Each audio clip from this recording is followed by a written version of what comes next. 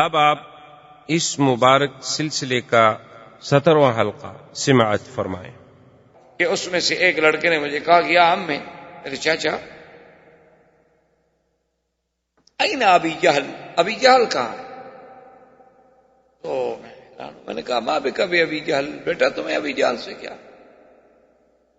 اس نے کہا کہ یا عمّے لقد سمعت انہ آذى رسول اللہ صلی اللہ علیہ وسلم، خدا کی قسم ہے میں نے سنا وہ میرے بدری کا دشمن اور میرے نبی کو اس نے بڑی تکلیف ہے، اور آج میں فیصلہ کر کے آیا ہوں اپنے گھر سے کہ میں یا دنیا میں زندہ رہوں گا یا ابی جہل۔ کہتے میں نے کہا اچھا ٹھیک ہے، جب نظر آئے گا میں تمہیں بتا دوں گا۔ کہ ابھی اس نے بات ختم کی، دائیں والا کہا میں فین ابی جہل، ابی جہل کدھر ہے؟ میں نے کہا بیٹا کیا بات ہے؟ انہوں نے کہا بس آج ہمارا فیصلہ۔ تو کہتے ہیں تھوڑی دیر کے بعد جب میں نے نظر ڈالی تو ابی جہل کا شجرۃ فی الغابۃ، کہ جیسے ایک درختوں کے جھنڈ کے اندر کھڑا ہو نا درمیان میں، ایسے وہ کھڑا تھا اور ہر طرف سے اس کو گھیرا ہوا تھا، کیونکہ وہ ان کا بڑا تھا، سردار تھا ان کا۔ اور اس وقت جنگ کا اصل سبب بھی ابی جہل تھا، ورنہ باقی تو سب نے فیصلہ کر دیا تھا کہ ہم جنگ لڑنا نہیں چاہتے۔ بنو ہاشم نے، بنی عبد المطلب نے، بنو عباس نے، سب نے کہا کہ بھئی جب قافلہ ہمارا خیریت سے چلا گیا ہے تو ہم کیوں جنگ لڑیں؟ لیکن ابی جہل نے کہا کہ نہیں، جنگ لڑنی۔ آج ہی تو ہمیں موقع ملا ہے کہ 313 مسلمان ہمارے سامنے ہیں، مدینہ منورہ بہت دور ہے، ان کو کمک بھی پیچھے سے نہیں آ سکتی، اور ہمارے ساتھ 1000 کا لشکر، ایک ہی دفعہ مٹا دیں گے، بات ختم ہو جائے گی۔ تو حضرت عبد الرحمن بن عوف فرماتے ہیں فرأیتہ کالشجرۃ فی الغابۃ، میں نے دیکھا کہ جیسے ایک درختوں کے جھنڈ میں ایک درخت کھڑا ہونا ایسے سامنے کھڑا تھا، تو میں نے اس کو اشارہ کیا، اس کو اشارہ کیا، اس کو دیکھ رہے ہیں، اس ایک آدمی کھڑا ہے جس کے بال سفید ہیں اور داڑھی بھی سفید ہے، وہ داڑھی شڑی رکھتے تھے جیسے آج کل یہودی بھی رکھتے ہیں، یہودیوں کی بڑی بڑی داڑھی، یہ تو خیر مسلمانوں کو بوجھ لگتا ہے، باقی ہر مذہب والے رکھتے ہیں، ان کے فیشن میں بھی فرق نہیں آتا، ان کے جدید یعنی فیشن میں، اور دیکھ رہے ہیں یہودیوں سے زیادہ دولت تو کسی کے پاس نہیں، اور وہ بڑے یعنی فیشن میں بھی آگے ہیں، لیکن ان کے فیشن میں، ان کے معیار میں، ان کے اطوار میں، عادات میں، ان کے لوگوں کے سامنے وہ توہین نہیں سمجھتے داڑھی۔ ایک مسلمان ہے جو بیچارہ ایک تو اس کا بوجھ نہیں برداشت کر سکتا، اور دوسرا اس کو اچھی نہیں لگتی، تیسرا فیشن کے خلاف داڑھی ہو تو وہ کہتے ہیں عجیب سا لگتا ہے نا، آدمی کارٹون لگتا ہے، بیوی ڈر جائے، بچے ڈر جائیں رات کو گھر میں۔ انا للہ و انا الیہ راجعون، اس کے علاوہ آدمی کچھ نہیں کر سکتا۔ حالانکہ یہ سب ڈاکٹر بیٹھے ہیں، ان سے آپ تحقیق کر سکتے ہیں ماشاءاللہ کہ جو داڑھی نہ ہو نا تو وہ بندہ مرد ہی نہیں ہوتا۔ آپ نے کبھی خسرے کی داڑھی دیکھی؟ یہ حرم میں کھڑے ہیں طواف میں، خادم کعبہ، ان کی داڑھی ہوتی ہے؟ عورت کی داڑھی ہوتی ہے؟ کیوں نہیں ہوتی؟ حالانکہ یہ تو علامت ہے رجولیت کی داڑھی، چلو تم داڑھی سنت سمجھ کے نہ رکھو، مرد بن کے لیے تو رکھو نا۔ اب میاں بیوی کٹھے صرف دونوں کی داڑھی رہو، کیا پتہ لگے بیوی کون ہے شوہر کون ہے؟ کوئی فیصلہ ہو سکتا ہے؟ یعنی صرف ان کا چہرہ کھلا ہوا ہو، باقی سب لحاف ہو، تو آدمی ایمان سے کہیں کہ کیسا فیصلہ کر سکتا ہے کہ ان میں شی کون ہے اور ہی کون ہے؟ آپ کے پاس کوئی فیصلے کا انداز ہو تو ہو، بہرحال ایک عام دیکھنے والا آدمی تو نہیں کر سکتا، کیونکہ اچھا باقی رہ گیا تھا کہ عورتوں کے بال بڑے ہوتے تھے، اس سے کچھ وہ پہچانی، اب وہ بھی کٹ گئے، اس سے بھی وہ نہیں پہچانی جا سکتی، وہ بھی تو بردو کی طرح ہو گئے۔ تو بہرحال یہ الگ بات ہے، لیکن ابو جہل وغیرہ بھی داڑھی رکھتے تھے۔ تو دور سے عبد الرحمن ابن عوف کہتے ہیں کہ میں نے اشارہ کیا کہ وہ جو دور بندہ کھڑا ہے نا، جس کو سب لوگوں نے گھیرا ہوا ہے اور ہر طرف اس کے تلواروں والے کھڑے ہیں، ہتھیار بند کھڑے ہیں، نیزہ بردار کھڑے ہیں، اس کے خادم غلام، وہ کہتا ہے بس میں نے اشارہ کیا، ابھی میرا ہاتھ یوں واپس نہیں آیا تھا نیچے، میں نے اشارہ کیا وہ کھڑا ہے، ابھی میرا ہاتھ نیچے واپس نہیں آیا تھا، خرجا کما یخرج السهم من الرمیۃ، وہ دونوں ایسے نکلے جیسے تیر نکلتے ہیں، وہ کہتے ہیں ابھی میں دیکھ رہا تھا کہ ان کا مجمع چیرتے ہوئے گئے اور دونوں کی تلواریں ابو جہل پہ پڑی، ایک مارا گیا اور ایک واپس بھی آ گیا۔ عوف جو تھا وہ بیچارہ مارا شہید ہو گیا کہ اکرمہ ابی جہل کا بیٹا کھڑا تھا، اس نے حملہ کیا، وہ تو مارا گیا لیکن دوسرا واپس بھی آ گیا زخمی ہو کر۔ ابو جہل گر گیا، ابو جہل کے گرنے پر تو فوج کا مورال ختم ہو گیا۔ ان کے جو لڑاکا لوگ تھے انہوں نے کہا قتل ابی جہل، قتل ابی جہل، قتل رئیس مکہ، قتل رئیس مکہ، شور ہو گیا نا جی کہ ابی جہل مارا گیا۔ اب لوگ جو ہیں جناب افراتفری میں ایسے پریشان ہیں کہ ایک عربی ہے، ایک بدو ہے، اس کا کوئی جنگ شنگ سے تعلق نہیں تھا، نہ مسلمانوں سے نہ مکے والوں سے، وہ ویسے کہیں سے گزر رہا تھا، اس نے دیکھا کہ آپس میں جنگ بنی ہوئی ہے تو وہ ایک پہاڑی پہ ساتھ چڑھ کے اونچی جگہ پہ بیٹھ گیا کہ چلو دیکھیں تو صحیح جنگ کیسی ہوتی ہے، ہاں دیکھیں تو صحیح کیسے لڑائی ہوتی ہے۔ اچھا یہ تو قاعدہ تھا نا کہ اگر آپ جنگ میں نہیں ہیں تو لوگ آپ کو کوئی نقصان نہیں پہنچا، کیونکہ نہ آپ ادھر سے ہیں نہ ادھر سے، آپ تو علیحدہ بیٹھے ہوئے ہیں، آپ سے کیوں کوئی تعارض کرے۔ وہ بیٹھا ہے آرام سے اور کہتا ہے واللہ ما رأیت عجبا، کہتا ہے عجیب بات، میں نے تو زندگی میں ایسا عجیب واقعہ نہیں دیکھا کہ فروق النساء، مکے والے ایسے بھاگ رہے تھے جیسے عورتیں بھاگتی ہیں پیٹ دے کر، کیا ہو گیا ان کو؟ سامنے مجھے تھوڑے سے آدمی نظر آ رہے ہیں، ادھر بہت آدمی ہیں اور اس کے بعد بھاگ رہے ہیں۔ کہتا ہے بھاگنا تو عورت کا کام ہے، مرد تھوڑا میدان سے بھاگتا ہے، یہ کون کیا ہو گیا؟ تو ابھی اسی اثنا میں اب جب ان میں اللہ نے ہراس، خوف اور مسلمانوں کا رعب طاری کر دیا کہ اب بھاگنے لگے، تو اب تو پھر مسلمانوں نے ان کو تلواروں کی باڑ پہ رکھ لیا، انہوں نے کہا کہاں بھاگتے ہو؟ اور شجاعت کا عالم دیکھیں، ایک صحابی ہے جس کی عمر 17 سال، بعض کہتے ہیں یہی معاذ تھا، معاذ اور معوذ جن نے ابو جہل کو مارا، تو اس کا ایک بازو جو تھا اس کو تلوار لگی اور بازو کٹ گیا، لیکن آخری حصہ جلد کا جو تھا وہ اس کے ساتھ تھا، وہ پورا نہیں کٹا تھا، وہ بازو لڑک رہا ہے اور وہ دوسرے ہاتھ سے لڑ رہا ہے۔ بازو کی تکلیف نے جب اس کو پریشان کر دیا تو بیٹھ گیا، بیٹھ کے اپنے بازو پر پاؤں رکھا، کھڑے ہو کے توڑ ڈالا اس نے۔ ایسے آپریشن کرتے ہوئے آپ نے دیکھے کبھی؟ کیا ہے اسلام، ایمان؟ دیکھا نہیں آپ نے 1400 سال گزر گئے، طالبان کے پلے میں کیا ہے؟ یہ تو مدرسوں کے طالب تھے بیچارے، یہ تو اب دشمن کا میڈیا انہیں دہشت گرد بنا رہا ہے نا، ورنہ تو جو علاقہ ان کے پاس ہے اس جیسا مثالی امن تو دنیا کی کائنات کے کسی حصے میں نہیں۔ سونے سے لدی ہوئی عورت کو آپ بھیج دیں رات کو، پوری رات سفر کرتی رہے، اس کی طرف کوئی نظر اٹھا کے بھی نہیں دیکھ سکتا، سوال پیدا نہیں ہوتا۔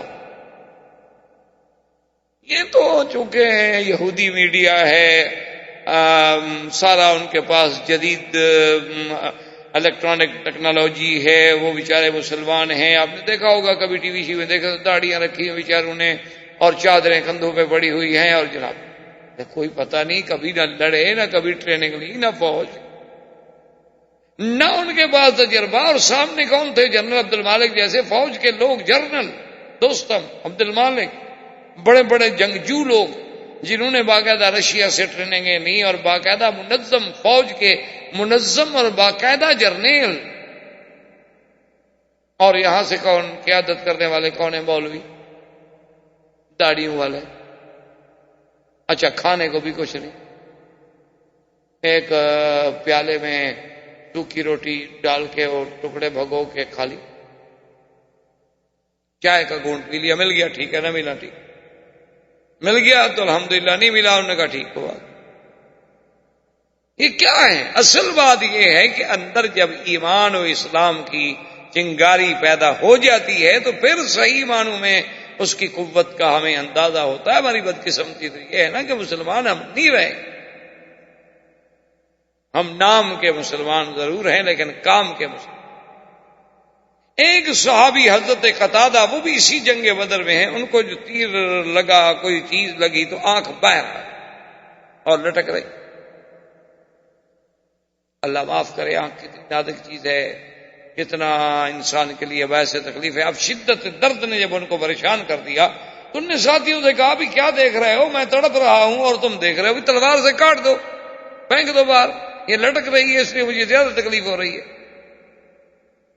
تو ایک صحابی نے کہا, اس نے کہا کہ نہیں, ہم یہ نہیں کرتے, ہم ایسا کرتے ہیں کہ پہلے حضور پاک کی خدمت میں لے جاتے ہیں, ان سے پوچھتے ہیں حضور کیا مشورہ دیتے ہیں کہ کاٹ دیں, کیا کریں, پٹی باندھیں, کیا. حضور کی خدمت میں لے گیا, فرمایا ادنو منی یا قتادہ, قتادہ میرے قریب ہو جاؤ. اور قتادہ کہتے ہیں آپ نے اپنے ہاتھ پر میرا وہ رکھا ڈیلا اور میری آنکھ پر رکھ کے بس یوں کر دیا, اور اس کے بعد کہتا ہے خدا کی قسم ہے آج تک پتہ نہیں چلتا یہ آنکھ زخمی ہوئی تھی کہ یہ زخمی ہوئی تھی. کہتا ہے کوئی آج تک فیصلہ نہیں کر سکا پھر کہ میری وہ کون سی آنکھ تھی کہ جو جنگ میں باہر آئی تھی, حضور پاک کے ہاتھ لگنے سے بات ہی ختم. اب کفار جب دوڑے, زخمی ہوئے, مارے گئے, کچلے گئے, تو جنگ بدر میں 70 کافروں کا بڑے سے بڑا سردار جو تھے نا جی, جن میں عتبہ تھا, عتیبہ تھا, ابی جہل تھا, بڑے بڑے جو ان کے رؤسائے کفار, سنادیدہ کفار قریش, یہ سب کے سب مارے گئے اور 70 گرفتار ہوئے. ابو جہل زمین پہ پڑا ہے, تڑپ رہا ہے, لیکن روح باقی. حضرت عبداللہ ابن مسعود رضی اللہ تعالی عنہ بڑے خفیف اور بڑے کمزور اور بڑے نحیف آدمی, یعنی آپ کی ایسی پنڈلیاں تھیں جیسے عام آدمی کے یعنی بازو ہوتے ہیں, ایسی باریک باریک پتلی پتلی سی, اتنے کمزور آدمی.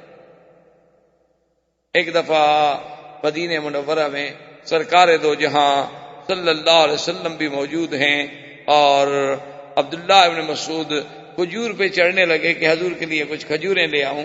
تو وہ پنڈلیاں تھیں نا باریک باریک, تو صحابہ نے دیکھی تو ایک صحابی کو ہنسی آ گئی کہ دیکھو یار یہ کیسے جوان کی پنڈلی ہے, بلا ایک بچے کی پنڈلی ہے. وہ حضور نے فرمایا تم کیوں ہنسے ہو؟ انہوں نے کہا یا رسول اللہ عجبت من ساقہ عبداللہ بن مسعود, حضرت عبداللہ بن مسعود کی پنڈلیوں کا خفیف ہونا دیکھ کے مجھے ہنسی آ گئی. آپ نے فرمایا تمہیں پتا ہے میرے عبداللہ بن مسعود کی شان کا, اگر ساری دنیا ایک پلڑے میں رکھ دو اور ایک پلڑے میں عبداللہ بن مسعود کا ایک پاؤں رکھ دو تو یہ بھاری ہو جائے گا. تم اس کو ظاہر میں دیکھ رہے ہو, تمہیں پتہ نہیں ہے کتنے شان والا آدمی. عبداللہ بن مسعود رضی اللہ تعالیٰ عنہ آگے بڑھے تو ابو جہل کا ابھی سانس ہے بات, یعنی ختم نہیں ہو گیا. اس نے جب دیکھا, عبداللہ بن مسعود نے کہا کہ ہاں اب بتاؤ ابو جہل کیا حال ہے تمہارا.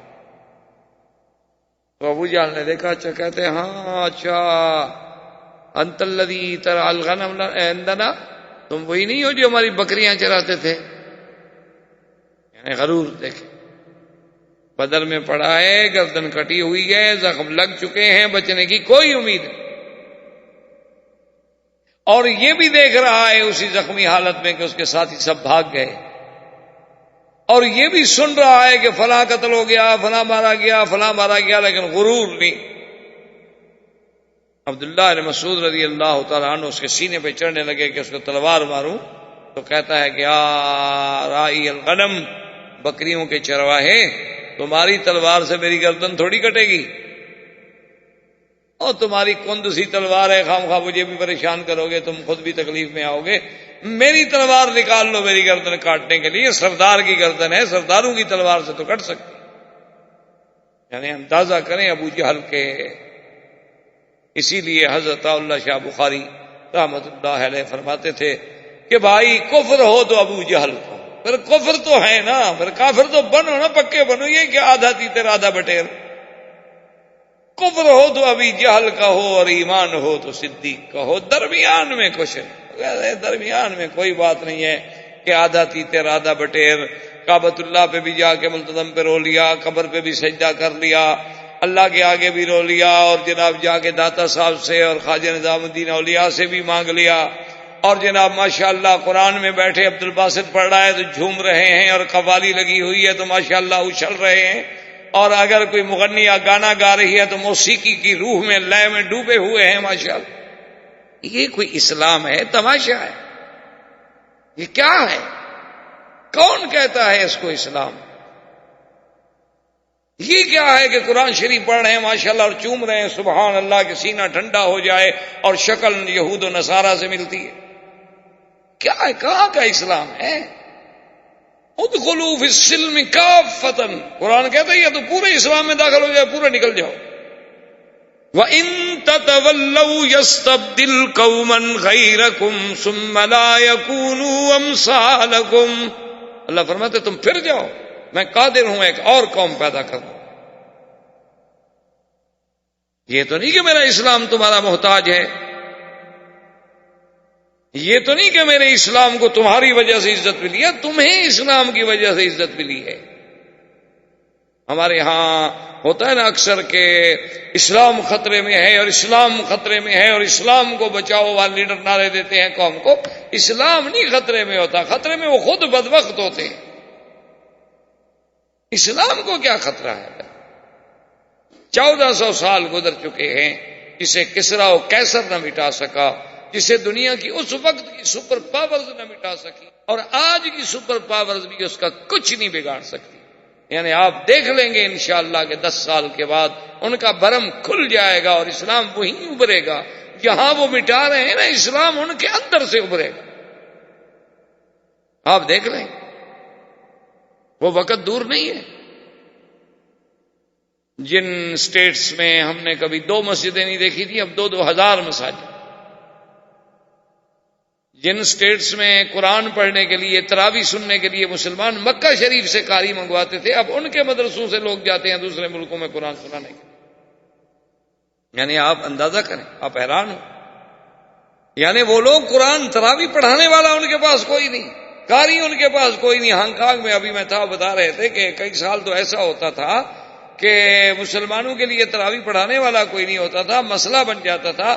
جن کو صرف قرآن کی 10 سورتیں یاد ہیں، وہ بھی ہمارے سارے کام میں 3 یا 4 آدمی تھے۔ اور اب ماشاءاللہ کولون کی مسجد سے 30 حفاظ جو ہیں نا، وہ مختلف مقامات میں بھیجے جاتے ہیں رمضان میں تراویح پڑھانے کے لیے، اور ان کے بعد حافظ باقی ہوتے ہیں، مانگنے والوں کی مانگ ختم ہو جاتی ہے۔ تو یہ اسلام جو ہے نا، یہ یاد رکھیں، یہ تو آئے گا، اور ہمارے آقا کا فرمان حق ہے، وہ کبھی تبدیل نہیں ہو سکتا۔ حضور نے فرمایا ایک وقت آئے گا ادخلہ اللہ، اللہ پاک اس دین اسلام کو داخل کریں گے، فی بیت مدر و شعر و وبر بعز عزیز و بذل ذلیل، کہ کوئی گھر تو گھر، خیمہ بھی باقی نہیں رہے گا جہاں اسلام داخل، چاہے اللہ اس کو قوت سے داخل کر۔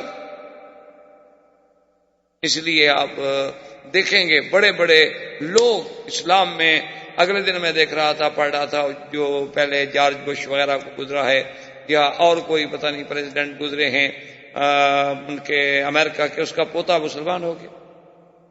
بڑے بڑے راہب، بڑے بڑے پادری، بڑی بڑی راہبہ عورتیں اسلام لے آئے،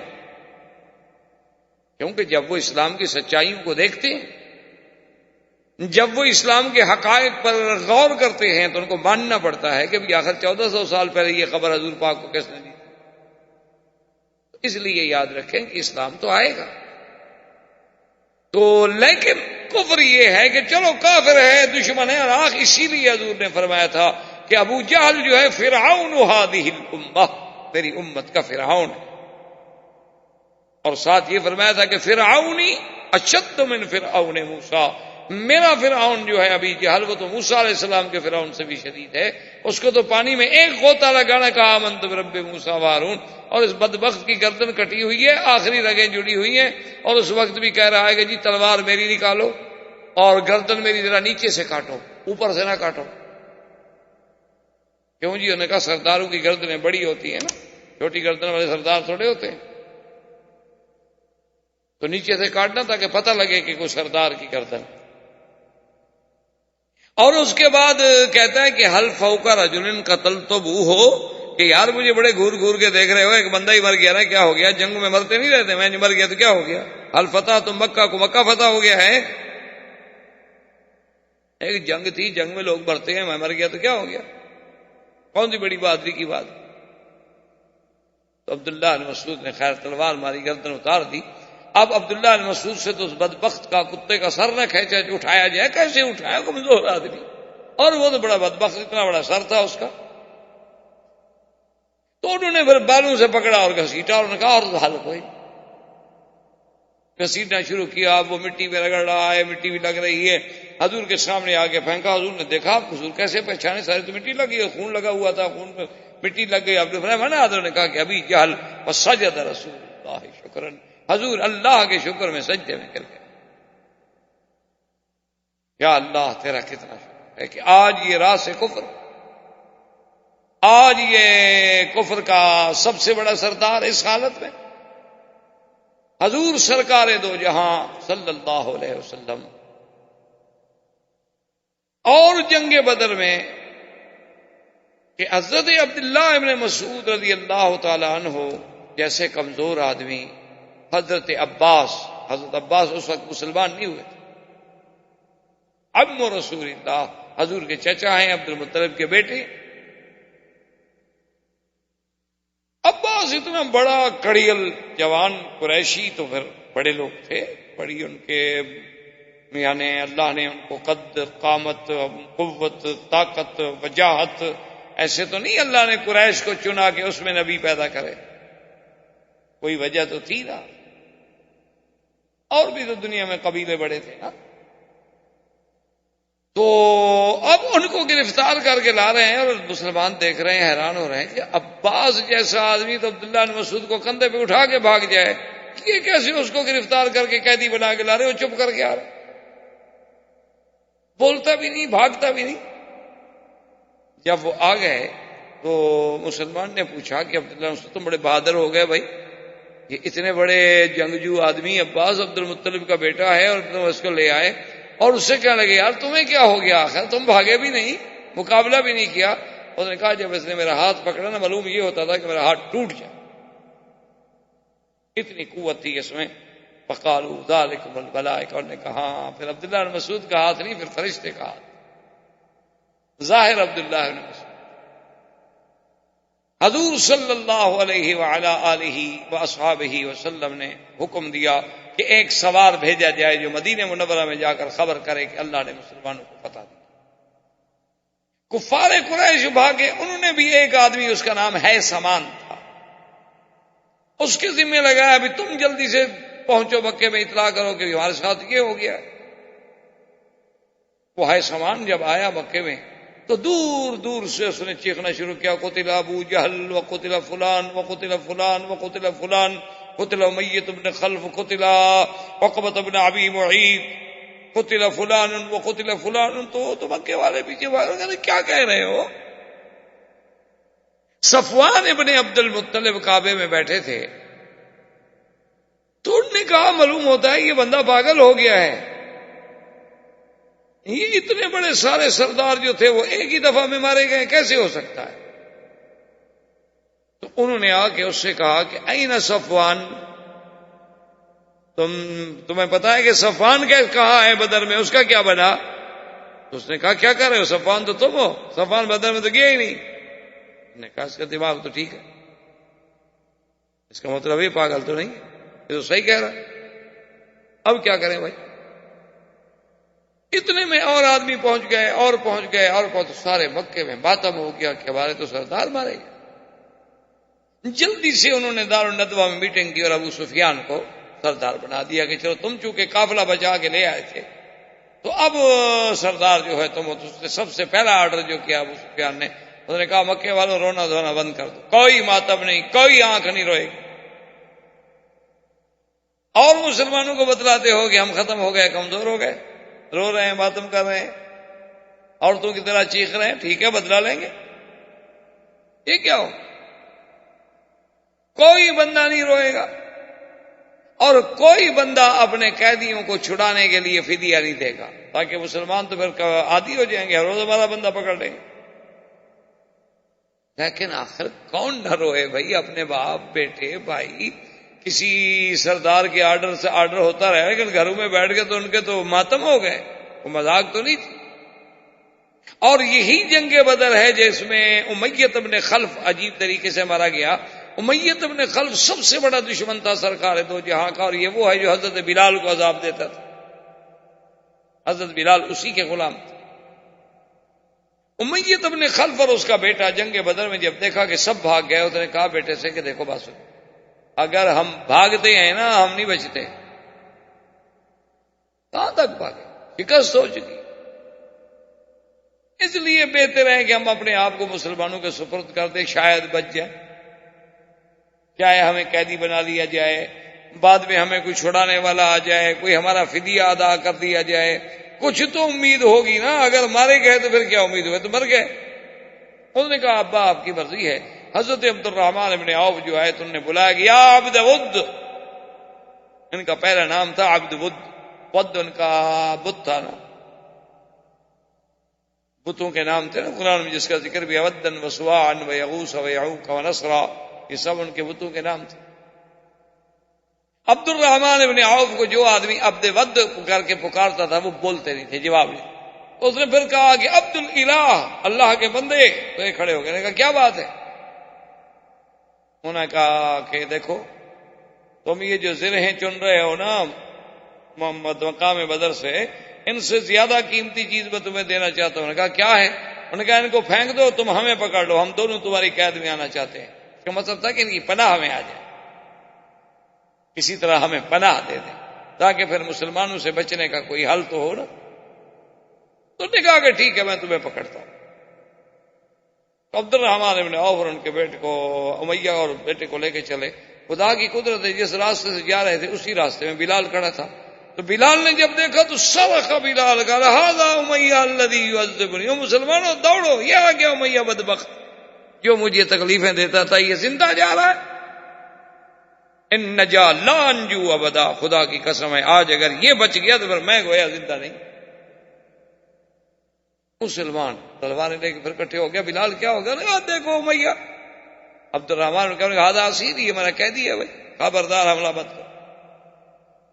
بلال نے کہا کہ دیکھو تمہارا قیدی ہو یا کوئی ہو، بات سیدھی ہے کہ اس نے مجھے اللہ کے دین کے لیے، توحید کے لیے، اسلام کے لیے انگاروں پہ تڑپایا ہے، میں اس کو کیسے چھوڑ دوں گا؟ عبد الرحمن بن عوف کہتے ہیں کہ میں نے امیہ سے کہا ایسا کرو تم لیٹ جاؤ جلدی جلدی زمین پہ۔ وہ جلدی جلدی لیٹ گیا اور میں اس کے اوپر لیٹ گیا۔ میں نے کہا بھی اس کو مارتے ہو تو پہلے مجھے مارو۔ بلال نے مسلمانوں سے کہا کہ یار عبد الرحمن بن عوف کو کوشش کرو، اس کو نیچے سے مارو بدبخت۔ تو عبد الرحمن بن عوف تو اوپر لیٹے ہوئے تھے نا، وہ نیچے سے تلواریں مار مار کے صحابہ نے اس کو مارا۔ خدا کی قدرت ہے کہ عبد الرحمن بن عوف بیچارے کی ٹانگ بھی مسلمانوں نے کاٹ ڈالی، اتنا جوش تھا۔ تو امیہ بدبخت تو یوں مرا۔ حضور نے حکم دیا کہ اس کو قلیب بدر میں، وہ جو بدر میں کنواں ہے اس میں پھینکا جائے۔ اب جب گھسیٹ کے لے گئے تو اس کی لاش پھٹ گئی اسی وقت۔ ایک تو ہے کہ کئی دن کے بعد چلو بھی اس میں نفخ ہو جائے، پھٹ جائے، اسی وقت ٹکڑے ٹکڑے ریزہ ریزہ ہو گئی۔ اور ایک ویسے بھی وہ ریزہ ریزہ ہو چکا تھا، تو اب اس کو کیسے گھسیٹیں، کیسے لے جائیں؟ تو انہوں نے بولا اچھا اس پر یہیں پتھر ڈال دو اور یہیں اس کو ختم کر۔ اسی طرح عقبۃ بن ابی معیط، عقبۃ بن ابی معیط یہ وہ بدبخت انسان ہے لعنت اللہ علیہ کہ جب سرکار دو جہاں رحمت للعالمین صلی اللہ علیہ وسلم مکہ مکرمہ میں مسجد الحرام میں نماز پڑھ رہے تھے، تو یہ وہی بدبخت ہے جس نے ایک اونٹ کا پورا اندر کا ملبہ جو تھا، آنتیں وغیرہ، اس کا سارا مادہ جو نکال کے پھینکا جاتا ہے، وہ جو گوبر سارا اٹھا کے حضور کے کندھے پر۔ یہ باتیں آدمی پڑھتا ہے، مولویوں سے سنتا ہے اور چپ کر کے چلا جاتا ہے، لیکن غور کریں کہ یہ کتنی بڑی بات۔ آپ کو تو اسلام کے لیے تھوڑا سا کسی کا ہاتھ بھی لگ جائے تو آپ جناب برداشت نہیں کر سکتے۔ آپ اگر اسلام کے لیے تھوڑی سی تکلیف بھی آ جائے، کوئی ذرا تنگ جگہ ہو یا کہیں نماز پڑھنی پڑے، نیچے مصلی ذرا میلا ہو، کارپیٹ ذرا پرانا ہو گیا ہو، تو اس کے لیے بھی تکلیف برداشت نہیں ہوتی آدمی سے۔ لیکن اندازہ کریں کہ اللہ کے نبی پہ کیا گزری ہوگی کہ سر سجدے میں ہو اور پورے جسم پر ایک مردار جانور کا پورا گوشت کا حصہ پڑا ہو اور بدن خون خون ہو چکا ہو اور زبان سے سبحان ربی الاعلی، کیا عالم۔ یہ ڈالنے والا کون تھا؟ یہی عقبۃ بن ابی۔ اور دوسری دفعہ یہی عقبۃ بن ابی معیط تھا بدبخت کہ حضور نماز پڑھ رہے تھے تو اس نے پاؤں رکھ دیا حضور کے سر پر۔ حضور نے فرمایا کاد ان یموت، ہو سکتا ہے میں قریب تھا کہ شاید مر جاؤ۔ سانس رک گئی، اوپر پاؤں رکھ کے ظالم کھڑا ہو گیا، بڑا اپنا 6-7 فٹ کا لمبا تڑنگا بلا دیو ہیکل انسان. تو جب یہ سامنے آیا حضور نے فرمایا ھذا عدو اللہ، یہ اللہ کا دشمن ہے، اس کو معافی نہیں. تو یہ 2 آدمی ہیں جو پکڑے جانے کے بعد بغیر لڑائی کے قتل کر دیے گئے، ایک عقبۃ بن ابی معیط اور ایک نضر بن الحارث اور امیۃ بن خلف.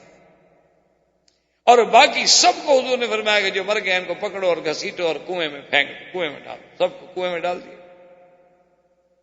حضور صلی اللہ علیہ وسلم نے اسی میدان جنگ میں عجیب عجیب واقعات پیدا ہوئے. ایک صحابی نے کہا کہ یا رسول اللہ میں تو حیران کہ میں نے ایک کافر کو تلوار ماری تو میری تلوار ابھی اس کی گردن کے قریب ہی نہیں پہنچی اور اس کا سر اڑ گیا. حضور نے فرمایا تمہیں پتہ نہیں ہے کہ اللہ کے فرشتے جو ہیں وہ آج بدر میں لڑ رہے ہیں، جو اللہ نے وعدہ فرمایا کہ إذ تقول للمؤمنين ألن يكفيكم أن يمدكم ربكم ب3,000 من الملائكة منزلين بلى إن تصبروا وتتقوا ويأتوكم من فورهم. اللہ نے فرمایا اگر تم صبر کرو، اللہ تبارک و تعالیٰ کا تقوی اختیار کرو، اللہ پاک مدد بھیجیں گے. یمددکم ب5,000 من الملائکۃ مسومین. اللہ نے فرمایا 5,000 فرشتہ آسمانوں سے. اور فرماتی ہیں فرشتے ہم نے کیوں بھیجے، ورنہ فرشتہ تو ایک ہی کافی تھا نا. وما جعله الله إلا بشرى لكم ولتطمئن قلوبكم به وما النصر إلا من عند الله العزيز الحكيم.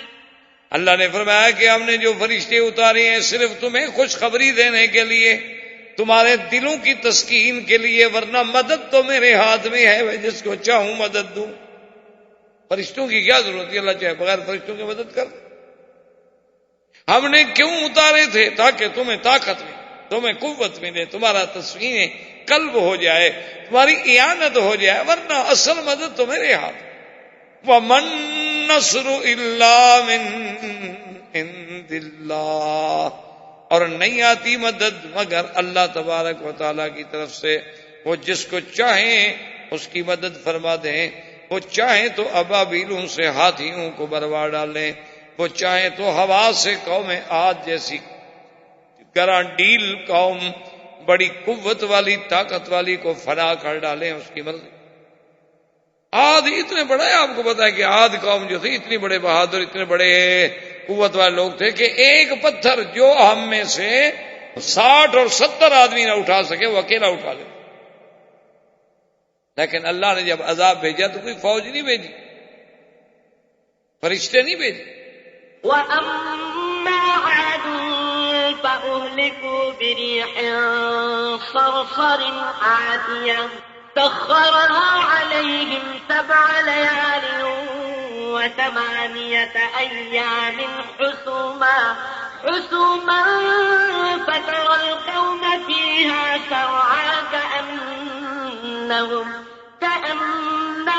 أَعْجَازُ نَخْلٍ خَاوِيَةٍ. اللہ فرماتے ہیں کہ جب ہم نے قوم عاد کو ہلاک کیا، جب ہم نے قوم عاد کو ہلاک کیا تو ہم نے ہوا بھیجی، اور ہوا بھی 7 رات اور 8 دن متواتر چلتی رہی، اور ایسے اٹھا اٹھا کے پٹخ دیا کہ دیکھنے والا دیکھے تو معلوم ہو جیسے کھجوروں کے پورے جسد پڑے ہوئے ہیں. فرمایا کہ دیکھو ان میں کوئی بچا، کوئی میرے عذاب سے بھاگ سکا. اللہ چاہے تو ہوا بھیج کے مدد کر دے. اللہ اکبر. اللہ تبارک و تعالی رحمت فرمائے. 12 لوگ بھی عجیب ہوتے ہیں. اسی واقعے سے آج کل ہمارے لوگ ہیں نا، بعض جو آپ کو پتا ہے، بعض لوگ کہتے ہیں نا کہ منگل بدھ میں سفر نہ کریں، یہ ہو جائے گا وہ ہو جائے گا. انہوں نے انہی چیزوں سے نکالا ہے. انہوں نے کہا کہ قوم عاد پہ جب عذاب آیا، قرآن کہتے ہیں ایام نحسات، یہ نحوست والے دن تھے. تو وہ کہتے ہیں کہ بدھ کے دن سے عذاب شروع ہوا اور بدھ کو ختم ہوا، اسی لیے بدھ کے دن جو ہے سفر نہ کیا۔ عجیب قوم۔ اچھا اگر ایک دن دشمن کے لیے منحوس ہو تو تمہارے لیے مبارک ہوگا یا تمہارے لیے بھی منحوس ہوگا؟ نہیں سمجھ آئی؟ جس دن دشمن بر جائے تمہارا، چلو اس کے لیے تو منحوس ہے، لیکن تمہارے لیے تو خوشی کا دن ہے۔ تمہارے لیے کیسے منحوس ہو گیا؟ منحوس تو ان کے لیے تھا جن پر اللہ کا قہر ٹوٹا، تمہارے لیے تو خوشی کا دن تھا، تم ان کی تقلید کر کے ان کی برادری بن رہے ہو کہ بھی ان کو بدھ والے دن پریشانی ہوئی تو ہم بھی بدھ سفر نہ کریں۔ یہ کیا عقل ہے یار؟ اللہ کے دن ہیں، یاد رکھو، ایک دن میں کسی کے گھر میں بچہ پیدا ہوتا ہے، کسی کے گھر میں موت ہو جاتی ہے، کسی کے گھر میں خوشی ہوتی ہے، کسی کے گھر میں غمی ہوتی ہے، یہ تو اللہ کا نظام ہے، یہ تو آپ نہیں کہہ سکتے۔ تو اس لیے اب آپ جناب اندازہ کریں کہ جنگ بدر میں یعنی ایسے ایسے عجیب عجیب واقعات آئے کہ اللہ تبارک و تعالی نے فرشتے بھیجے اور حضور قریب بدر پہ آئے۔ آپ نے فرمایا یا فلان هل وجدتم ما وعد ربکم حقا، کیا مکے والوں اللہ کا وعدہ سچا ہو گیا کہ نہیں؟ حضرت عمر نے کہا یا رسول اللہ آپ کن کو بات کر رہے ہیں، کن کو تکلیف فرما رہے ہیں؟ وہ تو بدبخت مر گئے، گل گئے، سڑ گئے، کنویں میں پڑے پڑے، ان کا تو پتہ نہیں وجود ہی ختم ہو گیا۔ اور آپ نے فرمایا بل انہ اسمع منک یا عمر، تم سے زیادہ سن رہے ہیں، کیا کہہ رہے ہو؟ میں ایسے خطاب کر رہا ہوں، میرا اللہ ان کو میری بات سنا رہے ہیں۔ حضور سرکار دو جہاں صلی اللہ علیہ وسلم اب جنگ بدر کے بعد جب جنگ ختم ہو گئی، قیدی آ گئے، حضور نے صحابہ کو بلایا، مشورہ لیا کہ ان کا کیا کر؟ حضرت عمر نے کہا یا رسول اللہ اگر میری بات مانتے ہو نا تو جیسے جیسے یہ بیٹھے ہیں نا سردار، ان کے کوئی میرا رشتہ دار ہے، کوئی حضرت علی کا رشتہ دار ہے، کوئی حضرت جعفر کا رشتہ دار ہے، کوئی حضرت ابو بکر کا رشتہ دار ہے، کوئی حضرت فلاں کا رشتہ ہے، تو آپس میں سارے قبیلے کے لوگ نا، تو ہر رشتہ دار کو آپ حکم دیں کہ اس کی گردن اڑا دیں۔ حضور یہ مٹ جائیں تو اچھا ہے، کفر بچے گا نا تو پھر کوئی نہ کوئی یہ تو کمپلین نکالے گا نا، پھر کوئی نہ کوئی تو شاخیں نکالے گا نا، اس کو کہا اللہ نے موقع دیا ہے تو آج ہی کاٹ لو۔ حضور نے فرمایا عمر تم تو بڑے سخت ہو، پہلے ان کا 70 مر گیا، 70 قیدی ہو کے بیٹھے ہیں، تو ان کو بھی ختم کرنے کے در پہ ہو۔ آپ نے فرمایا ابو بکر تمہاری کیا رائے ہے؟ اس نے کہا حضور بات یہ ہے کہ اگر آپ مہربانی کر دیں، چلو یہ کچھ فدیہ بھی دے دیں، مسلمانوں کی مدد بھی ہو جائے اور ان کو رہا کر دیں تو ٹھیک ہے۔ آپ نے فرمایا اچھا ابو بکر تمہاری رائے مجھے قبول ہے، تو ان کو حکم دیا کہ ان کو فدیہ دو اور چھڑاؤ۔ اب سب کے فدیے آنے لگے تو ان میں ایک قیدی جو ہیں وہ ابو العاص ہیں، جو زوج ہیں زینب، بی بی زینب کے خاوند جو تھے ابو العاص ہی حضور کے داماد تھے، وہ بھی قید ہیں، اور ان کے پاس فدیے کا مال بھیجنے کے لیے کوئی چیز نہیں ہے، تو ان کی بیوی نے، بی بی زینب نے، حضور کی بیٹی نے اپنے گلے کا ہار اور کچھ چیزیں اور ادھر ادھر سے کچھ چیزیں اکٹھی کر کے فوراً بندہ بدر بھیجا کہ فدیہ دے کر میرے شوہر کو چھڑائے۔ جب وہ فدیہ لے کے پہنچے اور وہ ہار سامنے آیا تو حضور نے ہار جب دیکھا تو یہ ہار اصل میں بی بی خدیجہ کا ہار تھا جو انہوں نے اپنی بیٹی کو شادی کے وقت میں دیا تھا، تو حضور کو وہ ہار یاد آیا تو بی بی خدیجہ یاد آ گئی، فبکا رسول اللہ سے، حضور رونے لگے۔ حضور نے فرمایا میرے صحابہ اگر چاہو تو اس قیدی کو بغیر فدیے کے چھوڑ، کہ میری بیٹی کے پاس یہی ہار اس کی کل قیمت، اگر چاہو تم راضی ہو، چونکہ یہ معاملہ مسلمانوں کا ہے، میں حکم نہیں دے سکتا۔ صحابہ نے کہا حضور آپ چاہیں تو سب کو چھوڑ دیں، ایک بات آپ چاہیں حضور تو سب کو چھوڑ دیں، ہم آپ کی بیٹی کا ہار لیں گے۔ تو حضور پاک نے اس کو رہا کر دیا۔ اچھا خدا کی شان دیکھو، وہ بھی تو قریشی تھا، قریشی تھا، وہ مکے میں آ گیا، حضور صلی اللہ علیہ وسلم کی قید سے واپس پہنچ گیا، چھوٹ گیا، اس وقت اسلام نہیں لے آیا، بعد میں اسلام لایا کہ میں قیدی بن کے اسلام قبول نہیں کروں، اسلام قبول کروں گا تو جب آزاد اپنے منشے سے، اپنی خوشی سے۔ اور بی بی زینب کو بھیج دیا، بعد میں خود مسلمان ہو کے آ گیا، الحمدللہ اللہ نے اس کے اسلام کو قبول فرما لیا، اور حضور صلی اللہ علیہ وسلم کے اس فیصلے پر اللہ کی طرف سے ناراض کیا۔ اللہ نے حکم دیا، اور حدیث میں آتا ہے کہ حضرت عمر آئے، دیکھا کہ حضور بھی رو رہے ہیں اور ابو بکر بھی رو رہے ہیں، تو حضرت عمر نے سلام کیا اور کہا یا رسول اللہ ماذا یبکی، یا رسول اللہ حضور آپ کو کیا چیز رلا رہی ہے، مجھے بھی بتائیں تاکہ میں بھی تو آپ کے غم میں شریک ہو جاؤں۔ آپ نے فرمایا عمر، آج اللہ کا عذاب گویا کہ اتر کے اس درخت کے قریب آ گیا تھا، اگر وہ اترتا لما نجا منہا الا سعد و عمر، اس سے کوئی نہ بچتا مگر عمر اور سعد۔ اللہ نے تیرا فیصلہ قبول کر لیا کہ ان کافروں کو قتل کر دینا چاہیے تھا، فدیہ کیوں لیا؟ ما کان لنبی ان یکون له اسرا حتی یسخن فی الارض تریدون عرض الدنیا واللہ یرید الآخرہ واللہ عزیز حکیم۔ لولا کتاب من اللہ سبق لمسکم فیما اخذتم عذاب عظیم۔ اللہ نے فرمایا میرا مدنی یہ پیغمبر کی شان کو بات لائق نہیں کہ ہم دشمن قیدی بنا کے ان کے سامنے لائیں اور وہ چھوڑ دیں، کیوں دنیا کی آپ کو زیادہ ضرورت تھی؟ اگر ہم فیصلہ نہ کر چکے ہوتے کہ آپ کی ہر غلطی معاف ہے تو آج ہم پکڑ لیتے، لیکن ہم پہلے فیصلہ کر چکے ہیں کہ ہم نے اپنے پیغمبر کی ہر چیز معاف کر دی ہے۔ پہلے بھی آدمی یغفر اللہ لک ما تقدم من ذنبک وما تأخر۔ حضور صلی اللہ علیہ وسلم کے صحابہ اصحاب بدر، جبریل علیہ السلام اترے، انہوں نے کہا، سوال کیا کہ یا رسول اللہ یہ صحاب بدر کے بارے میں آپ نے فرمایا صحاب بدر جو ہیں تمام صحابہ سے افضل ہیں۔ تو جبریل نے کہا کہ ھاکذا فی السماء، یا رسول اللہ واقعی آسمانوں میں بھی یہی فیصلہ ہوا ہے کہ جو فرشتے بدر میں اترے تھے وہ سب فرشتوں سے افضل ہیں، اور جو بندے بدر میں آئے تھے وہ سب بندوں سے افضل ہیں۔ اور خدا کی شان دیکھیں، یہ مقام بدر والوں کو ملا کہ اللہ نے فرمایا، حضور نے فرمایا کہ اللہ نے دیکھا میرے بدر والوں کو اور فرمایا اعملوا ما شئتم فانی قد غفرت لکم، کہ اے اصحاب بدر آج کے بعد جو چاہے تم کرو، میں نے تمہارے گناہ معاف کر دیے۔ اتنی بڑی بشارت، اس کا مطلب یہ نہیں ہوتا کہ تم گناہ کرو، مانا یہ ہے کہ جب اتنا بڑا شان ملا ہے وہ تو اور زیادہ جھک جائیں گے، وہ تو اور زیادہ اطاعت کریں گے، اور زیادہ فرما برداری کریں گے، اور دوسرا پھر اللہ ان کو راستے سے ہٹنے نہیں دیں گے، وہ تو مقام بدر ہے۔ حضور صلی اللہ علیہ وسلم اور غنیمت کے ساتھ، کامیابی کے ساتھ، فتح کے ساتھ مدینہ منورہ میں تشریف لائے، اور پورے عالم میں اسلام کا رعب جو تھا وہ غزوہ بدر کی فتح کے بعد چھا گیا، غالب آ گیا۔ اب لوگ اسلام کو سوچنے لگے، سمجھنے لگے۔ تو یہ اول غزوۃ غزاها رسول اللہ صلی اللہ علیہ وسلم، واللہ تعالی عالم وعلمہ ختم۔ برادران اسلام، واجب الاحترام بزرگوں، دوستوں، عزیز نوجوان، سرکار دو عالم رحمت دو جہاں صلی اللہ علیہ وسلم کی سیرت طیبہ کے دروس الحمدللہ متواتر چلے آ رہے ہیں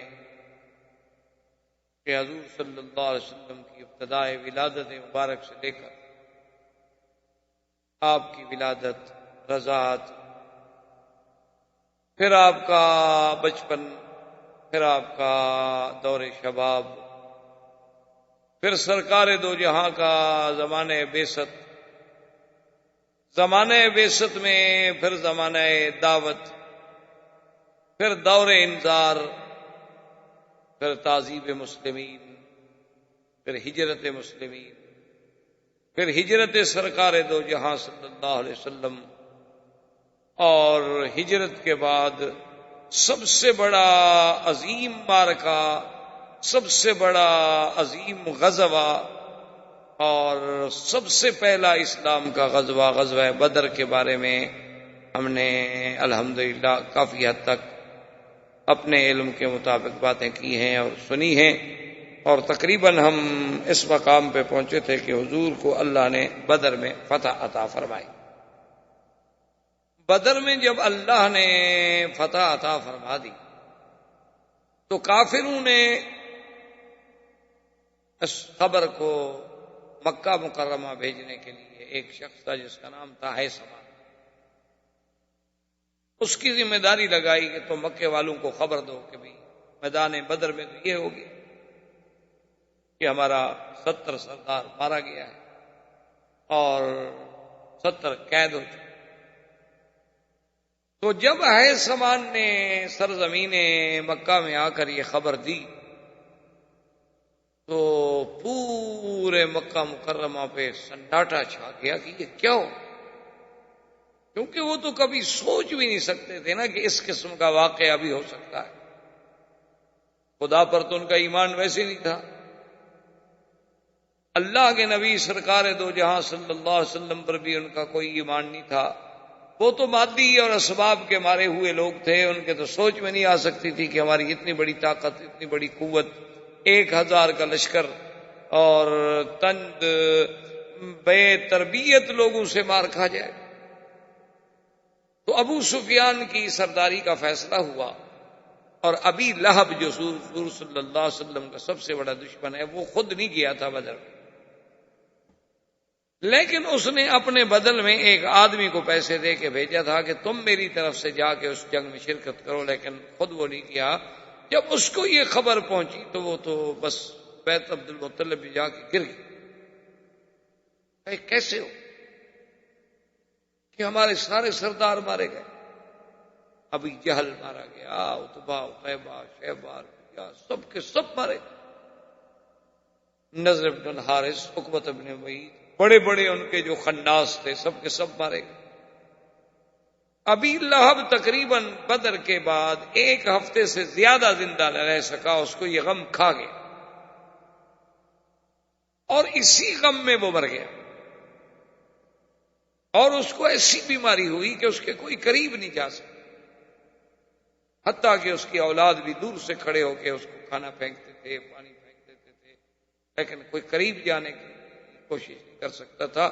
اور جب مرا تو اس کی لاش پوری طرح پھٹ گئی، اور اس قدر بدبو تھی اس میں کہ اپنی اولاد بھی قریب جانے سے ڈرتی۔ تو بڑی مشکلوں سے انہوں نے بڑی لکڑی کے بڑے بڑے بانس انہوں نے بنائے اور اس کو اس کے نیچے ڈال کے دور دور سے اس کو پکڑا اور اٹھا کے کڑے میں پھینک دیا، کیونکہ اور کوئی حل نہیں تھا، کوئی اس کو ہاتھ نہیں لگا سکتا۔ حضور صلی اللہ علیہ وسلم نے بدر میں سے عبداللہ ابن ابی رواحہ، حضور کے صحابی ہیں رضی اللہ تعالیٰ عنہ، ان کو اپنی اونٹنی مبارک دی کہ تم میری اونٹنی پہ سوار ہو کے مدینے میں پہنچو اور مدینے والوں کو خبر دو کہ الحمدللہ اللہ نے ہماری فتح اور نصرت نصیب کر دی۔ عبداللہ ابن ابی رواحہ نے بدر سے حضور کی اونٹنی پہ سفر کیا، اور جب مدینے منورہ میں پہنچے تو خبر جو تھی وہ اس انداز میں دی کہ یا ایھا المؤمنون ابشروا، ایمان والو خوش ہو جاؤ، قتل ابی جہل، قتل نضر بن الحارث، قتل عقبۃ بن معیط، قتل امیہ بن خلف، فلاں مر گیا، فلاں مر گیا۔ تو پورا مدینہ جمع ہو گیا، یہ کیا بات؟ اب یہودیوں کو بھی پتہ چلا کہ بھی یہ کیسے ہو۔ تو یہودی چونکہ دشمن ہیں اور بڑے مکار اور خداع قوم ہیں، انہوں نے فوراً بات کو الٹا اور پورے مدینہ منورہ میں یہ شور کر دیا کہ قتل محمد، محمد مصطفیٰ صلی اللہ علیہ وسلم شہید ہو۔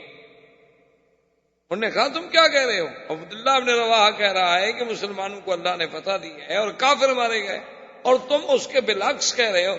اس نے کہا دیکھا نہیں حضور کی اونٹنی ہے، حضور اگر زندہ ہوتے تو اپنی اونٹنی پہ تشریف لے آتے نا۔ تو حضور کی اونٹنی کا خالی آ جانا جو ہے دلیل ہے کہ سوار جو ہے وہ شہید ہو گیا۔ اب مسلمان ایک عجیب مخمصے میں پڑ گئے کہ کیا ہو، کیونکہ انہوں نے بات ایک ایسے انداز میں کی تھی دشمن نے کہ جو دلوں کو پریشانی کا ذریعہ تو بن سکتی تھی کہ بھی بات تو ٹھیک ہے، آخر حضور نے اپنی سواری کیوں، حضور کی اونٹنی کیوں بھیجی گئی؟ لیکن جو ایمان والے تھے انہوں نے تو عبداللہ ابن ابی رواحہ کی بات کو یقین مان لیا کہ بھئی ایک صحابی ہے، ہمارا ساتھی ہے، وہ کیسے بات غلط کر سکتا۔ اور اللہ کی شان دیکھیں کہ یہ خبر بدر کی جو تھی نجاشی کو بھی پہنچی حبشہ میں۔ بدر کوئی معمولی سی بات تو نہیں ہے نا، یوم بدر جو ہے یہ تو یوم الفرقان ہے، یوم بدر جو ہے نصرت اور عزت اسلام کا سب سے بڑا معرکہ ہے، اور یہ اتنا بڑا عظیم معرکہ ہے کہ آپ دیکھیں کہ پورے اللہ کے قرآن میں اور احادیث پاک کے ذخیرے میں اور کوئی ایسا غزوہ نہیں ہے کہ جس میں اللہ کے فرشتوں نے اتر کے باقاعدہ قتال میں حصہ لیا ہو، کہ صرف بدر میں نصر، باقی فرشتے تشریف لاتے رہے۔ جنگ احد میں بھی فرشتے موجود تھے، جبریل موجود تھے، اور مقامات پر بھی فرشتے موجود تھے، لیکن فرشتوں نے باقاعدہ یعنی حضور کا سپاہی بن کر اسلام کی طرف سے ایک مجاہد کے کردار میں خود انہوں نے کافروں سے جنگ لڑی ہو، ایسا واقعہ۔ اور اسی لیے مسلمان کہتے ہیں کہ جب ہم کافروں کو دیکھتے تھے نا کہ ایک آدمی کو تلوار لگے، ٹھیک ہے اس کی گردن کٹ گئی یا زخمی ہو گیا، مر گیا، زخم لگنا الگ بات ہوتی ہے، کسی کا جل جانا جو ہے وہ الگ بات ہوتی ہے، لیکن صحابہ کہتے ہیں کہ ہم حیران ہوتے ہیں کہ کافر ہے، مرا پڑا ہے، تلوار لگی، بازو کٹ گیا، گردن کٹ گئی، لیکن وہ جگہ جلی ہوئی بھی ہے، تو ہمیں سمجھ نہیں آتی کہ انہو قتل ولکنہ کیف ہو رہی، قتل تو ٹھیک ہے ہو گیا، لیکن یہ جلا تو نہیں تھا، آگ تو کوئی نہیں تھی۔ تو جب حضور صلی اللہ علیہ وسلم کو خبر دی گئی تو آپ نے فرمایا کہ جس پر آگ کا نشان پایا جائے سمجھ لو کہ اس کو ملائکہ نے مارا ہے، کیونکہ ملائکہ کے تو ہتھیار پھر جہنم سے آئے ہیں، ان کو تو اتنی بڑی قوت ہے کہ وہ جس کو ماریں گے تو پھر وہاں تو علامات ہر کبھی ظاہر ہوں گی، کیونکہ کافروں کے لیے تو عذاب جہنم ہے، وہ شروع ہو گیا، ابتدا ہو گئی برزخ۔ یعنی یہ پہلا غزوہ ہے، خدا کی شان دیکھیں کہ جس کو اللہ نے قرآن پاک میں اتنی تفصیل سے بیان کیا ہے، اور جیسے پچھلے دفعہ میں نے عرض کیا تھا، معلوم یہ ہوتا ہے کہ قدرت خود تخطیط کر رہی تھی، اپنے اپنے نظام کے ساتھ چلا رہی تھی کہ مسلمان یہاں سے چلیں گے، کافر یہاں سے چلیں گے، پھر وہ یہاں رکیں گے، مسلمان عدوۃ الدنیا پہ رکیں گے، عدوۃ القصویٰ پہ رکیں گے، پھر دونوں چلیں گے، پھر مائے بدر پہ رکیں گے، اور پھر خدا کی شان دیکھیں کہ جب کافر دیکھیں تو ان کو دکھایا جائے کچھ، اور مسلمان دیکھیں یقللہم فی اعین، ان کی آنکھوں میں اچھا 100-150 آدمی ہوگا، حالانکہ آدمی 1000 ہے، تاکہ یہ جنگ ہو جائے، یہ جہاد ہو جائے، بس روز کی بات نہ رہے، لیہلک من ہلک عن بینۃ ویحییٰ من حی عن بینۃ، تاکہ اس کے بعد جس نے برباد ہونا ہے تو پھر وہ جان بوجھ کر برباد ہو، حق کو باطل واضح ہو۔ اب حضور صلی اللہ علیہ وسلم نے فتح کے بعد اسارہ بدر کے بارے میں کہ جو قیدی ہیں ان کے بارے میں کیا، سیدنا عمر رضی اللہ تعالی عنہ سے جب رائے لی گئی تو سیدنا عمر نے کہا کہ یا رسول اللہ، آپ حضرت علی کو حکم دیں، حضرت حمزہ کو حکم دیں، آپ مجھے حکم دیں، حضرت ابو بکر کو حکم دیں، ہم سب تلوار لے کے، ہم سب کے رشتہ دار موجود ہیں، ہر آدمی اپنے رشتہ دار کی گردن اتار، آج کفر کو ختم کر۔ حضور نے فرمایا ابو بکر تمہاری کیا رائے ہے؟ تو حضرت ابو بکر نے عرض کیا کہ یا رسول اللہ، کو بہت بڑی سزا ملی، ان کا 70 سردار مارا گیا ہے، 70 آدمی ان کا قید ہے، میری رائے تو یہ ہے کہ احسان فرمائیں، ان سے کچھ فدیہ لے لیں، چلو مسلمانوں کی بھی کچھ امداد ہو جائے گی اور ان پر بھی احسان ہو جائے گا کہ چلو زندگی تو بچ گئی نا۔ حضور پاک صلی اللہ علیہ وسلم نے فرمایا عمر تمہاری رائے تو بڑی سخت ہے، لیکن بہرحال میں ابو بکر کی رائے کو قبول کرتا ہوں، اور حضور نے فرمایا کہ بھی ہر آدمی فدیہ دے کر اپنے قیدی جو ہے وہ چھوڑا۔ خدا کی شان دیکھیں کہ انہی قیدیوں میں ابو العاص زوج زینب بنت رسول اللہ صلی اللہ علیہ وسلم، حضور کے داماد ابو العاص جو تھے وہ بھی گرفتار تھے، اور ابو العاص کو چھڑانے کے لیے بی بی زینب نے حضور صلی اللہ علیہ وسلم کی بیٹی نے اپنے زیور بھیجے، انہی میں ابنائے رفاعہ بھی تھے، انہوں نے کہا کہ یا رسول اللہ ہمارے باپ کے پاس تو ہمارے پاس تو کچھ نہیں، اگر آپ نے ہمیں قتل کرنا ہے تو کرو، لیکن ہمیں چھڑانے کوئی نہیں آئے گا، چھڑانے تو ہمیں تب کوئی آئے نا کہ جب ہمارے پاس کوئی مال ہو، کوئی دولت ہو، کوئی قوت ہو، طاقت ہو، ہمارے پاس تو کچھ نہیں۔ حضور نے فرمایا اچھا ان کو بغیر فدیہ لیے ہوئے چھوڑ دیا۔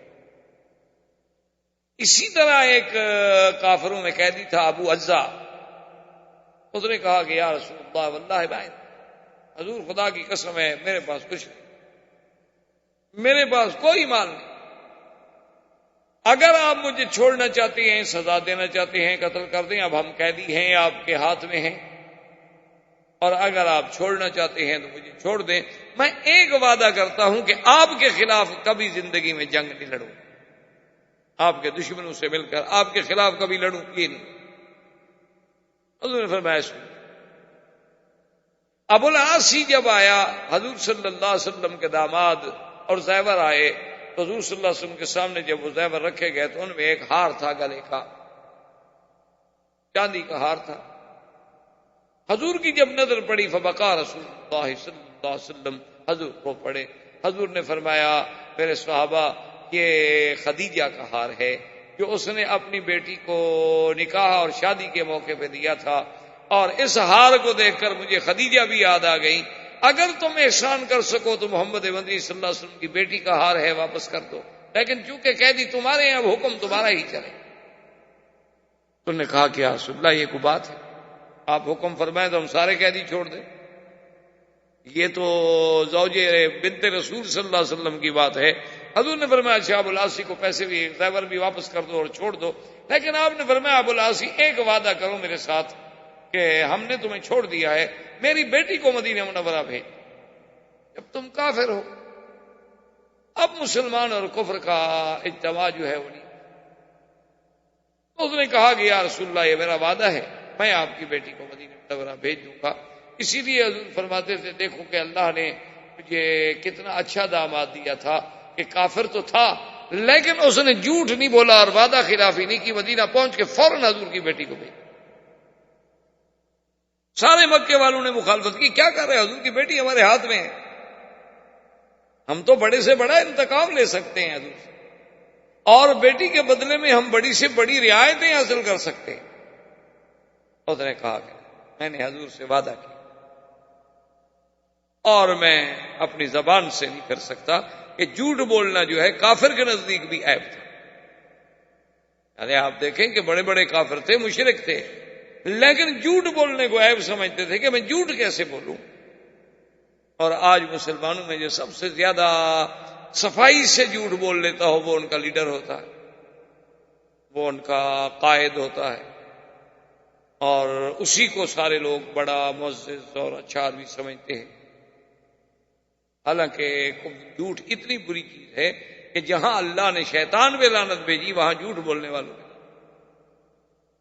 تو حضور صلی اللہ علیہ وآلہ وسلم نے اس مشورے کے بعد ابھی یعنی قیدی تو آزاد ہو گئے، اب بدر سے حضور صلی اللہ علیہ وسلم کی واپسی کا سفر شروع ہونے والا ہے، آپ بیٹھے ہوئے ہیں کہ آیت مبارک نازل ہوئی۔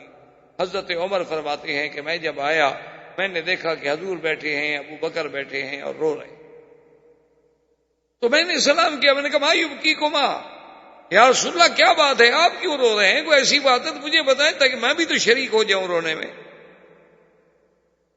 آپ نے فرمایا عمر آج اللہ کا عذاب جو سمجھو یوں نازل ہوا کہ اس درخت کے قریب آ گیا، اور اگر اللہ کی رحمت نہ ہوتی اور وہ عذاب اتر جاتا تو کوئی بھی نہ بچ سکتا الا سعد و عمر، مگر صرف عمر اور سعد بچ جاتے، باقی سب کو عذاب پکڑ، جس کو اللہ نے قرآن میں بھی فرمایا کہ لولا کتاب من اللہ سبق لمسکم فیما اخذتم عذاب عظیم، کہ میرے مدنی محمد مصطفیٰ اگر ہم اپنے تقدیر کا پہلے فیصلہ یہ نہ کر چکے ہوتے کہ آپ کی ہر غلطی ہم نے معاف کر دی ہے تو آج ہم پکڑ لیتے کہ تم نے دشمنوں کو آپ نے اسارا کو، آپ نے صنادید کفار قریش کو چھوڑ دیا، ہم ان کو پکڑ کے لاتے ہیں تو آپ کے سامنے تاکہ آپ کے لیے دین کی عزت ہو، اور آپ چاہتے ہیں کہ کچھ صحابہ کا فائدہ ہو جائے حیات دنیا کے لیے۔ اتنا بڑا عتاب آیا، اور ساتھ اصحاب بدر کو اتنا بڑا مقام ملا کہ حضور نے فرمایا ان اللہ اطلع الی اہل بدر، حضور فرماتی ہیں کہ اللہ تبارک و تعالی نے خود اپنی نظر فرمائی اہل بدر اور فرمایا اعملوا ما شئتم انی قد غفرت لکم، کہ اے اصحاب بدر آج کے بعد جو چاہے تم کرو، میں نے تمہارے گناہ معاف کر دیے ہیں۔ اتنی بڑی بخشش کا مقام ہے، یعنی آپ عظمت بدر کا اندازہ لگا کہ سیدہ عائشہ صدیقہ بنت صدیق رضی اللہ تعالی عنہا پہ جب تہمت لگائی گئی، اس سے بڑا گناہ کوئی ہو سکتا ہے کہ بی بی عائشہ پہ تہمت لگائی جائے؟ امہات المومنین پہ، زوجہ رسول محمد مصطفیٰ پہ، اور نعوذ باللہ نعوذ باللہ نعوذ باللہ تہمت بھی زنا کی۔ بی بی عائشہ فرماتی ہے کہ مجھے تو پتہ ہی نہیں تھا کہ کیا ہو رہا ہے مدینے میں، کیا باتیں ہو رہی ہیں، میرے علم میں بھی نہیں، اور اتنا مجھے تھوڑا تھوڑا سا فرق محسوس ہوا کہ حضور پاک کے کچھ بولنے میں، کچھ آنے جانے میں تھوڑی سی بے رخی نظر آئی، لیکن میں نے اس کو بھی حضور کی اپنی مصروفیت میں محمول کر لیا کہ آپ بڑے مصروف ہیں، اس لیے آپ کو ٹائم نہیں مل رہا میرے ساتھ بات کرنے۔ کہتی ہیں کہ ایک رات جب میں نکلی گھر سے، کیونکہ اہل مدینہ کی عورتیں اس وقت یہ گھروں میں حمام وغیرہ تو بنے نہیں تھے، لہذا اپنی ضروریات کے لیے عورتیں جو تھی شام کو اکٹھی ہو کے باہر دور چلی جاتی، جیسے ہمارے یہاں پہلے دیہاتوں میں بھی یہ بات ہو۔ آپ کے چونکہ آپ کی اور ہماری سب لوگوں کی ثقافت تقریباً ایک ہے، یعنی آج سے کچھ عرصہ قبل 20 سال 30 سال 25 سال پہلے دیہاتوں میں کوئی حمام، کوئی باتھ روم، کوئی اٹیچڈ باتھ، کوئی یہ فلش سسٹم، یہ تھوڑے ہوتے۔ اب بھی اتنے دیہات ہیں جہاں اب بھی نہیں۔ تو بی بی صاحبہ فرماتی ہیں کہ ہم جب گئے تو مستح ایک صحابی تھے حضور کے، اس کی والدہ جو ہیں وہ بھی ہمارے ساتھ تھیں اور عورتیں بھی ساتھ تھیں۔ تو جب ہم چل رہے تھے تو مستح کے پاؤں کے نیچے ان کا چادر جو تھی اوپر ڈالی ہوئی، وہ پاؤں کے نیچے آئی تو وہ بیچاری گری، جھٹکا لگا، گرنے کے قریب ہوئی۔ تو اس کی زبان سے یہ نکلا کہ تائس مستح، اپنے بیٹے کے بارے میں اس نے کہا کہ برباد ہو جائے مستح، ہلاک ہو جائے مستح۔ بی بی عائشہ کہتی ہے، میں نے کہا عجیب بات ہے، یہ کیسی ماں ہے بھئی جو اپنے بیٹے کو بد دعا دے رہی ہو؟ ماں بھی کبھی بد دعا دے سکتی؟ اللہ نے ماں کا تو دل ہی ایسا بنایا ہے کہ وہ تو سراپا دعا ہوتی، اس کی زبان سے تو اولاد کے لیے کبھی بد دعا نہیں۔ تو ابھی ایک دفعہ آپ نے کچھ عرصہ ہوا پڑھا تھا اخبار میں، ایک عجیب واقعہ ہوا کہ ایک شقی نے، ایک بدبخت انسان نے اپنی ماں کو مارا۔ شقی القلب لوگ ایسے بھی ہیں دنیا میں۔ اس نے اپنی ماں پہ حملہ کیا خنجر سے یا چھری سے یا کسی چیز سے، تو ماں بیچاری جو تھی وہ نے پورا یہ پیٹ کٹ گیا، آنتیں باہر نکل آئیں، اور اب لڑکا جب دیکھا نا اس نے خون اور ماں گری، تو لڑکا ڈر کے مارے جو بھاگا، تو آگے دروازہ تھا تو دروازہ اس کے پاؤں میں اٹکا تو بچہ گر گیا۔ تو ماں وہاں سے چیخ پڑی کہ بیٹا تمہیں چوٹ تو نہیں لگی؟ اندازہ کریں کہ ماں کا تو یہ کردار ہے اور ہمارا کردار بھی اندازہ کریں۔ ماں کا تو اتنا بڑا مقام، ایسے تو نہیں اللہ نے فرما دیا ہے حضور پاک کی زبان مبارک سے کہ الجنت تحت اقدام الامہات، کہ ماں کے پاؤں کے نیچے جنت۔ تو اب جب بی بی نے کہا کہ تائس مستح برباد ہو، ہلاک ہو، تو بی بی عائشہ فرماتی ہے، میں نے کہا کیا بات ہے، تم کیا کہہ رہی ہو مستح کو؟ اما تعلمین انہ من اصحاب بدر، یعنی بی بی عائشہ نے بھی پہلی بات جو کی وہ یہ تھی کہ بی بی کیا کہہ رہی ہو، تو بدری صحابی ہے، اصحاب بدر کے بارے میں بھی ایسی کوئی بات کہی جا سکتی ہے کہ خدا اس کو ہلاک کرے، خدا اس کو برباد کرے؟ وہ میں مستح کھڑی ہو گئی، اس نے کہا عائشہ تمہیں پتہ نہیں؟ میں کہا کس بات کا؟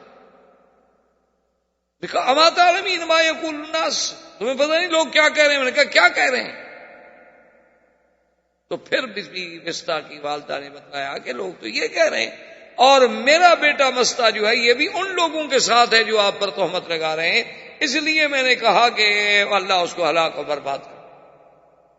لیکن بی بی عائشہ نے کہا کہ ام مستہ چلو جو ہوا سو ہوا، لیکن مستہ اصحاب بدر میں سے ہے، اس کے بارے میں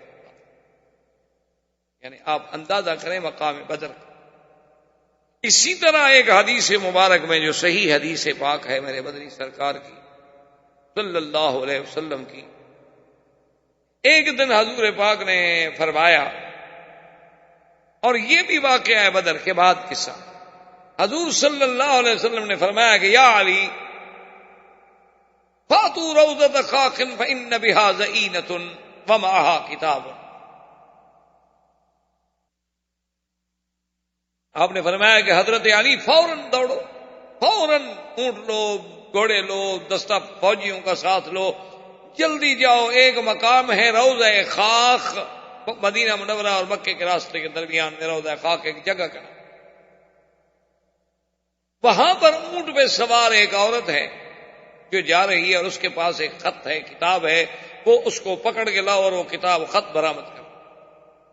حضرت علی فرماتے ہیں بس حضور کا حکم تھا، پھر پوچھنے کی تو دیر تھی نہیں۔ حضرت علی رضی اللہ تعالیٰ عنہ فرماتے ہیں کہ ہم دوڑے اور عین اسی روضہ خاک پہ پہنچے تو ایک عورت جاتی ہوئے ہمیں اونٹنی پہ مل گئی۔ ہم نے اس کو روک دیا کہ ٹھہرو، ٹھہر گئی، کیا بات؟ انہوں نے کہا آپ کی تلاشی لیں۔ کیا بات کیا؟ آپ نے فرمایا انما کی کتاب لأہل مکہ لا اہل مکہ تھا، آپ کے پاس خط ہے مکے والوں کے نام۔ انہوں نے کہا لیس معی کتاب، میرے پاس تو کوئی کتاب نہیں ہے، میں تو مکے سے آئی تھی کچھ مانگنے کے لیے، مدینے والوں سے کچھ مانگ تانگ کے کچھ چیزیں، کپڑا، کچھ کھانا، پیسہ لے کے جا رہی ہوں اپنی غربت کی وجہ سے، میرے پاس تو کوئی کتاب نہیں۔ حضرت علی نے اس کی اونٹنی کو بٹھا دیا، صحابہ کو حکم دیا کہ تلاشی لیں، سامان کی تلاشی لی گئی، سارا سامان ڈھونڈا گیا، ایک ایک چیز کو ہلا ڈالا گیا، لیکن کوئی خط نہیں۔ تو صحابہ نے کہا کہ یا علی رضی اللہ تعالیٰ نے سما کتاب، اس کے پاس تو کوئی خط نہیں۔ حضرت علی غصے میں آگے فرمایا عجیب بات کہہ رہے ہو، مجھے حضور پاک نے خبر دی ہے، اللہ کے نبی نے مجھے خبر دی ہے کہ اس کے پاس خط ہے، اور تم کہتے ہو کہ اس کے پاس خط نہیں ہے۔ اللہ کے نبی کی بات کو چھوڑ کے میں تمہیں فرمایا آپ نے کہ یا امرا واللہ لأجردنکی، مجھے خدا کی قسم ہے میں تیرے کپڑے بھی اتار دوں گا، وإلا فاخرج الکتاب، نکالو خط کدھر ہے۔ تو صحابہ کہتے ہیں کہ اس نے اپنا دوپٹہ اتارا تو بال تھے اس کے بڑے، ان بالوں کے اندر لپیٹ کے تو اس نے اپنے بالوں کا ایک سٹائل بنا لیا اور اوپر کپڑا ڈال لیا، اور وہ خط تو بالوں کے اندر ہے، وہاں کسی کا کہ وہ ہی نہیں ہو سکتا۔ اصل قصہ یہ تھا کہ یہ عورت بھی طوائف تھی، یہ عورت جو ہے یہ واقعتاً بھی طوائف تھی، یہ اصحاب رایات میں سے تھی۔ تو مدینہ منورہ میں جب آئی تو حضور نے پوچھا کہ تم یہاں کیا کر رہی ہو؟ تو اس نے کہا یا رسول اللہ قتل رؤساء مکہ، حضور مکے کے بڑے بڑے سرداروں کو تو آپ نے قتل کر دیا، آپ بھیک نہیں مانگیں گے تو کیا کریں گے؟ اب کون ہمارے گانے سنتا ہے، کون ہمیں پیسے دے گا؟ تو میں تو اب بھیک مانگنے کے لیے آئی ہوں کہ بڑے بڑے سردار تو سارے مارے گئے، تو اب ہمیں کون بلائے گا، کون ہماری مدد کرے گا؟ میں تو مدینہ منورہ اس لیے آئی ہوں کہ مجھے کوئی بھیک مل جائے۔ حضور نے فرمایا اچھا ٹھیک ہے، اگر کوئی بھیک مانگنے ہے تو اس کی مدد کرو، کوئی بات۔ یہ خط لے کے گئی، کیونکہ اصلیت تو پھر ہوتی ہے نا، آدمی اپنے جرم سے تو باز نہیں آتا۔ جتنا ہمدردی کریں، جتنا آپ، مسئلہ مشہور ہے نا کہ سانپ کے بچوں کو آپ دودھ پلائیں تو یہ تو نہیں کوئی انسان بن جائیں گے، رہے گا تو سانپ ہی، وہ اپنی جو مقام ہے نہیں بدل سکتا۔ تو اب جناب خط جب پکڑا گیا، خط لے کے آئے تو وہ خط لکھا تھا حاطب ابن ابی بلتع صحابی نے۔ حضور نے فرمایا حاطب ابن بلتع کو بلاؤ، حاطب ابن بلتع کو بلائے۔ حضور نے فرمایا تم نے خط لکھا ہے، تم نے میرے نبوت کا راز جو ہے وہ کافروں کو لکھا ہے، خبر دی ہے میرے پروگرام کے بارے میں۔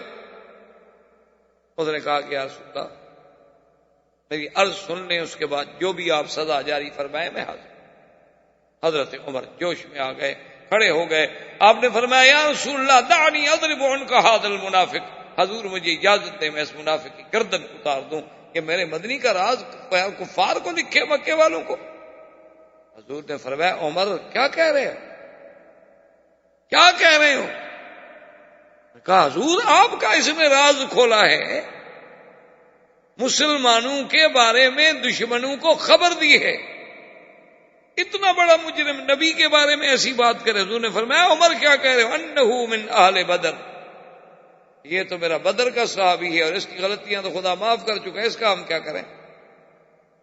یہ تو وہ آدمی ہے جس کے بارے میں اللہ نے معافی دی.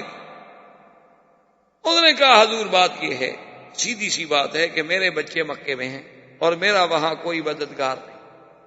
میں نے ایک خط لکھا تھا اور میں اپنے عقیدے اپنے عقل کے مطابق یہ سمجھا تھا کہ اب اللہ کے نبی کا تو مکے والے کچھ بگاڑ سکتے نہیں, مکے والے ختم ہو گئے.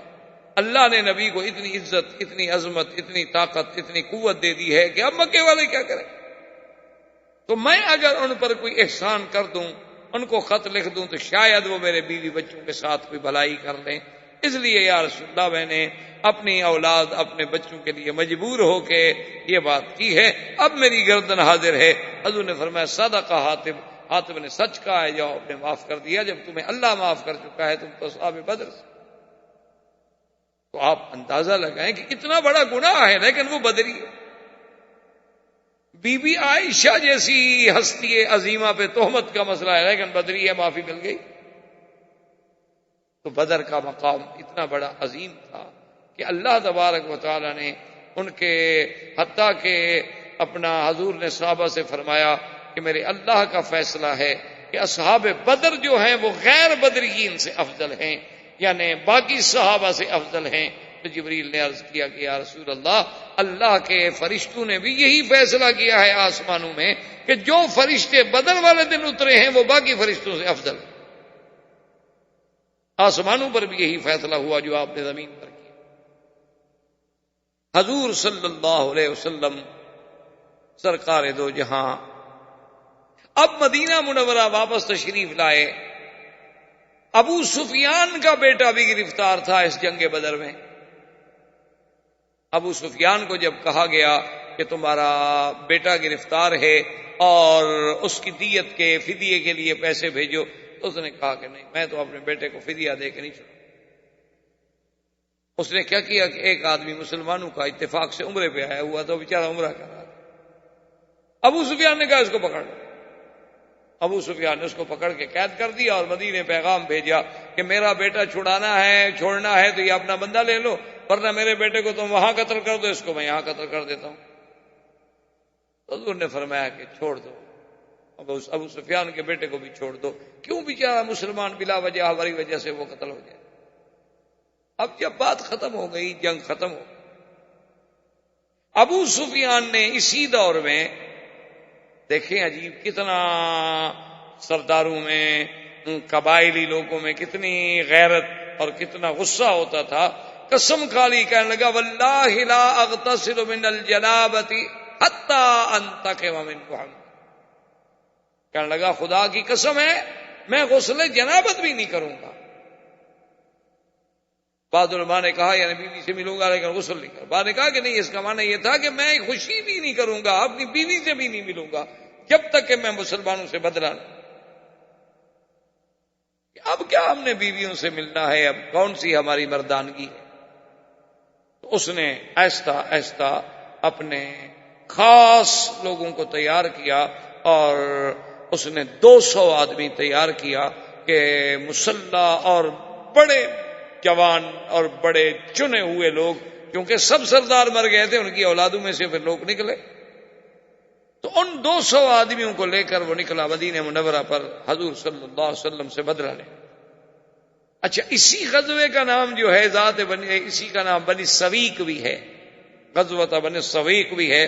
وجہ کیا تھی کہ ابو سفیان بے حد کھجوروں کا ذخیرہ لایا تھا کہ پتہ نہیں ہمیں مدینے کے باہر کتنا دیر بیٹھنی پڑے. اس دور میں غذا جو تھی تو یہ ہوتی تھی کہ بھی کھجور ساتھ رکھ لی, کوئی ستو رکھ لیے, کوئی آٹا رکھ لیا, بس ٹھیک ہے, کھجوریں کھائیں, پانی پی لیا, دن گزر گیا. تو جب وہ یہاں سے چلے تو ان نے بڑی کوشش یہ کی کہ ہمارے اس حملے کا مسلمانوں کو پتہ ہی نہ چلے اور ہم اچانک مدینے پہ جا پڑے. اتنی رازداری سے وہ چلے نا جی، اتنا دور کا راستہ انہوں نے اختیار کیا کہ کوئی سوچ ہی نہیں سکتا. لیکن جب اللہ کے نبی کا تعلق ہو تو اللہ پاک نے حضور صلی اللہ علیہ وسلم کو خبر دی کہ اس طرح ابو سفیان 200 آدمیوں کو لے کر مدینہ منورہ پر اچانک شب خون مارنا چاہتا ہے. حضور خود فوج لے کر ابو سفیان کے مقابلے پہ نکل. تو جب یہ آئے حضور صلی اللہ علیہ وسلم، اب ابو سفیان کو پتہ چلا کہ بھی حضور صلی اللہ علیہ وسلم تو مدینے سے چل پڑے ہیں فوج لے کر. تو راستے میں ایک مسلمان اس کو مل گیا، اس نے اسی کو قتل کیا اور بھاگ گیا. کہنے لگا چلو میری قسم تو پوری ہو گئی نا، مسلمانوں کو مارا تو ہے. اور پھر وہ کھجوریں جو تھیں ان کا سامان لے کے جانا بڑا مشکل تھا، وہ کھجوریں بھی پھینک گئے. انہوں نے کہا بھی بوجھ ہے نا، اونٹ زیادہ تیز نہیں چل سکتے. تو وہ بھی، تو اسی لیے صحابہ نے پھر اس کا نام بنی سویق رکھا کہ بھی یہ تو کھجوروں والا غزوہ ہے نا، کہ بغیر لڑائی کے اللہ نے ہمیں اتنی کھجوریں عطا فرما دی کہ چلو ہم کھجوریں ہی کھائیں گے.